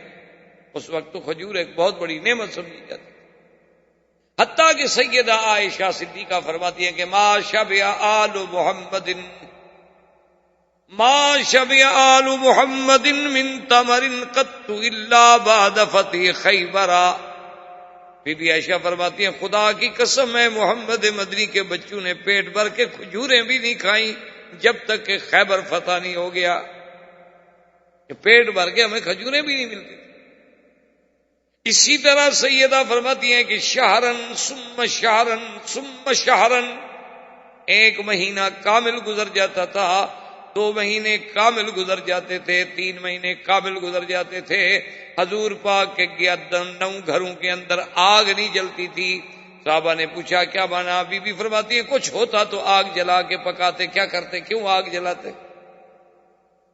ان نے پوچھا کہ اموات المومنین پھر گزر بسر کیسے ہوتی تھی؟ فرمایا تمرتن او تمرتان بما، 2 کھجور کے دانے، 1 کھجور کا دانہ اور پانی کا گھونٹ پی کے اللہ کا شکر ادا کرتے تھے. آج خیال ہے ماشاءاللہ آپ کا بازار سے سودا لیٹ ہو جائے نا تو پھر دیکھیں گھر میں آپ کیسے جاتے ہیں. یہ نہیں کہ نہ ملے، صرف لیٹ ہو جائے، لیٹ ہو جائے نا جی کہ بھئی وہ لانا تھا شام کو 4 بجے اور خامند بیچارے کو کوئی کام ہو گیا، مسکین کسی دوست کے ساتھ بیٹھ گیا، ذرا لیٹ ہو گیا. پھر جب جا کے انشاءاللہ بیگم صاحبہ تفتیش کریں گی جو پولیس آفیسر بھی نہ کر سکے، کسی ایس پی کو بھی وہ تفتیش نہیں آتی جو عورتیں کرتی. اس کا اگلا پچھلا خاندان کا چٹھا جو کھول کے رکھ دے گی نا کہ تمہارا تو باپ دادا بھی اسی طرح بھوکے ہیں، اسی طرح تم نے ذلیل کرنا تھا، اسی لیے لائے تھے نا مجھے یہاں مکے. مجھے پتا تھا کیا ہو گیا یہاں آ کے تم نے 2 حرف پڑھ لیے تو کیا ہو گیا؟ تمہارے تو پیچھے والے بھی سارے بھیک مانگتے تھے، مجھے پتا نہیں. یہ ہماری بیویاں ہیں اور یہ ازواج رسول ہیں کہ 2 کھجوریں مل رہی ہیں، اس پہ بھی شکر ہے، اس پہ بھی اللہ کا شکر ہے کہ چلو اتنی تو مل جاتی تھی نا کہ ہم کھا لیتے تھے. اسی طرح حضور صلی اللہ علیہ وسلم کے یاد رکھیں یہ عظیم واقعہ سیدہ فاطمہ الزہرا رضی اللہ تعالی عنہا کا نکاح جو ہے حضرت علی سے، وہ بھی بدر کے بعد. بی بی فاطمہ الزہرا رضی اللہ تعالی عنہا کا رشتہ بہت لوگوں نے مانگا تھا، لیکن اللہ کی تقدیر کا اور اللہ کا حکم یہ تھا کہ حضرت علی سے رشتہ ہو. اور حضرت علی رضی اللہ تعالیٰ عنہ فرماتے ہیں کہ میرے ساتھ تو عجیب واقعہ ہو گیا بی بی فاطمہ الزہرا کے نکاح سے پہلے کہ میں نے 2 اونٹنیاں بڑی ان کو کھلایا پلایا، ماشاءاللہ موٹی تازی ان کو تیار کیا ہوا تھا کہ بس رسیاں لیں اور اب میں جا کے دور سے لکڑی لاؤں گا اور مدینے کی مارکیٹ میں لکڑی بیچوں گا اور پیسے جمع ہو جائیں گے تو میں بی بی فاطمہ سے شادی ہوگی، شادی پہ خرچ ہوگا، ایسی شادی کروں گا کہ مدینہ پاک میں ایسی شادی نہیں. احباب کرام، اس کے بعد اب آپ اس مبارک سلسلے کی CD نمبر 18 سماعت فرمائیں.